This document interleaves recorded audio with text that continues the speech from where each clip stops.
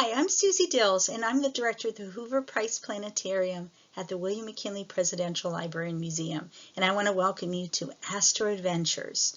We're going to be talking about the highlights for April 29th through May 5th. On Saturday, May 2nd, we celebrate National Astronomy Day. National Astronomy Day was designed to share the joy of astronomy with everyone. So bringing astronomy to the people. And normally we would be having large star parties, events at planetariums, some solar viewing, night sky viewing, but unfortunately this year we will not be having any large gatherings. But you can still get out at home, grab your binoculars, and enjoy the night sky. And we'll talk about those highlights coming up for the month of May.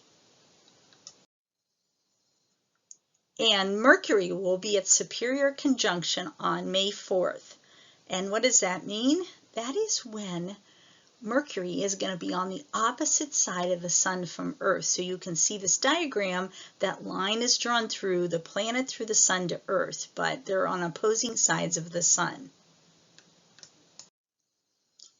And here you will see the star map for May of 2020.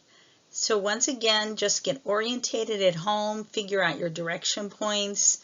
Of course, the sun sets in the west, so that'll help you figure out your points of direction, or maybe you live or remember where Lake Erie is located, that would be direction north.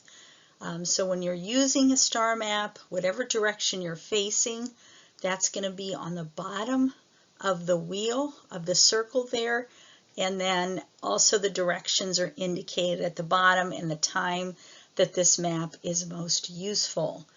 So we're just going to do a quick run through what we're going to see right now heading into the month of May.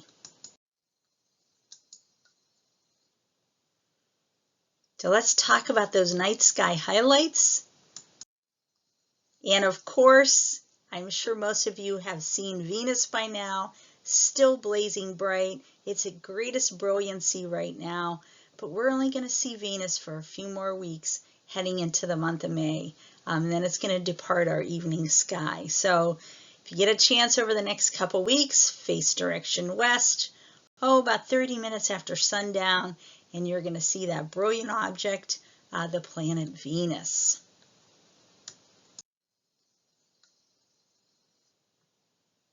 And while we're looking westward, there is an asterism that we call the arc of spring. So, of course, Venus will catch your eye, but you'll notice two stars above Venus. They look almost identical. Those would be Castor and Pollux, the head of Gemini, the twins. And then if you arc down to the left, you'll see a bright star called Procyon. That's part of Canis Minor. And then heading over there to the right, you'll see another bright star as Capella. That is in, so you can see how those stars just make an arc there in the western sky. So be sure to check that out. But Venus will certainly help you find those stars in the western sky. And then if we look towards the left or south, our highlight for May 1st through the 2nd, we're going to have the waxing first quarter moon is going to be passing by the constellation Leo. So you can see it'll be positioned just there above that star Regulus in that backwards question mark shape, and then the position for May 2nd, which remember is National Astronomy Day.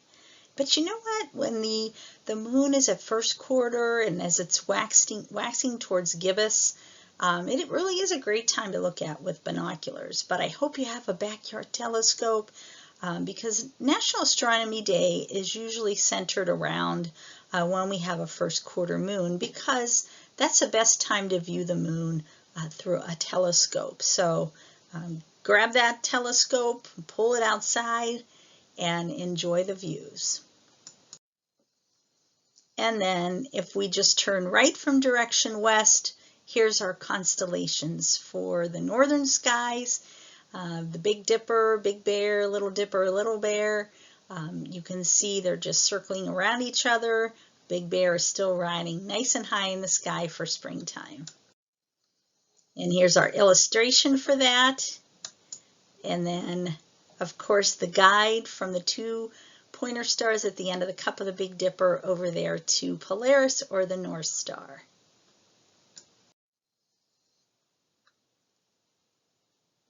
And now looking eastward, we can see a brilliant star, so you would make that one more turn to the right. The bright star Arcturus, it's just really a great star to locate. It's nice and brilliant. And then if you just slide down from Arcturus, you'll see the Northern Crown. It's a little semicircle of stars. And then just further down a little bit more, our greatest and strongest hero of all, Hercules. And he has that crooked square or that keystone shape that makes up the body of Hercules. And over there to the right of Arcturus, you'll see that beautiful star, Spica, which is a part of the constellation Virgo.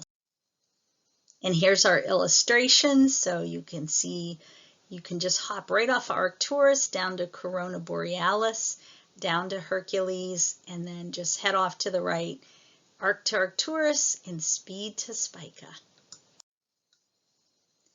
And then, of course, we still have our 3-planet show in the morning sky. So if you're early morning riser before sunrise, you can see Jupiter is really going to catch your eye. That's the brilliant one.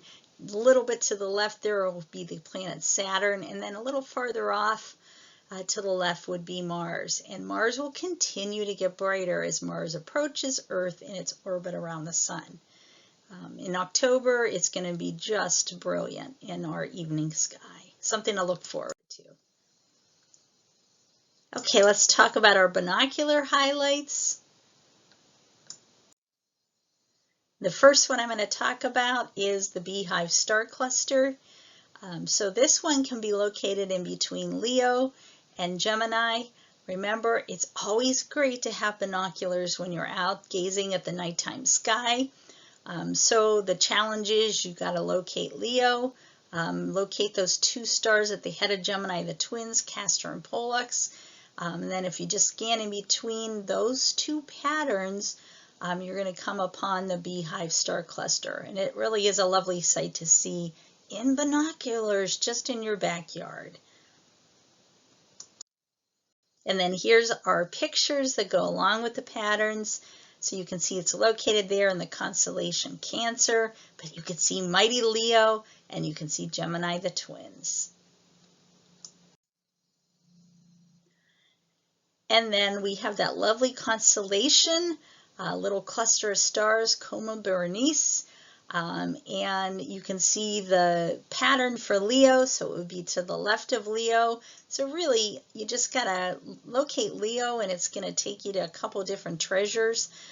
So just to the left of the backwards question mark is where you'll find that lovely cluster of stars. And it would be halfway in between Leo, and then you could see the bright star Arcturus, which is easy to find in the eastern sky. And here's your pictures, mighty Leo, the hair of Queen Berenice, and then Arcturus. And then our last binocular object, we're going to be looking for the greatest globular star cluster in the northern skies. And that's located in the constellation Hercules. This is going to be a tough challenge. This one might be a little bit harder to see. But remember how we star hopped from Arcturus, and then you'll find that little semicircle of stars, Corona Borealis, and then just kind of glide off of there and you see the body of Hercules. So the part of the crooked square that's facing Corona Borealis, that's where you'll see that fuzzy object, and that would be the greatest star cluster, globular star cluster in the northern skies. And if you have a backyard telescope out, give it a try. Try to find the Beehive, try to find Coma Berenice, and then give it a shot with M13 or the Hercules globular star cluster. So lots to see as we start to really get into warmer weather, hopefully a little more clearer skies. Get out there, enjoy National Astronomy Day, and And we talked about, oh, here's our pictures too for the eastern sky there with Hercules and Corona Borealis. And then remember that we talked about the map. The map will be up on the museum Facebook page. It'll also be available on my website, starrytrails.com. And here's your new checklist for May. So print it out, get out there, check out the night sky for May, navigate around. But these are the things that you want to check off for May. And once again, this will be up on the museum's Facebook page or my website. And here's that information here, starrytrails.com. And coming up on May 1st, I'll be releasing the new audio. We're also going to have our kids' activities, star maps, the trail. So all the tools you need to get out and enjoy the night sky from your backyard. But binoculars, and if you're lucky enough to have a telescope, get out and enjoy these nights coming up here. Thanks so much. I'll see you next week.